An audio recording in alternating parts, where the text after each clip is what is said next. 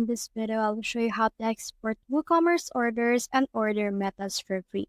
Let's get started. So what you can do is you can just head over right here to your orders, and then from in there you should be able to see in here the orders that you have.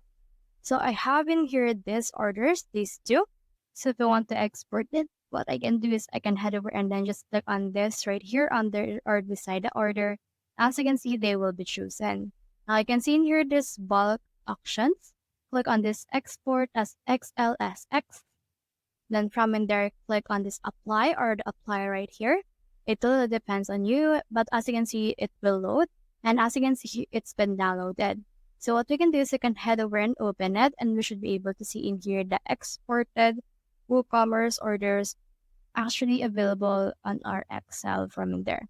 Here's the order number and all of the actual actual details right here, so you can see it from in there, and then you should be able to send it to someone that you want to process it.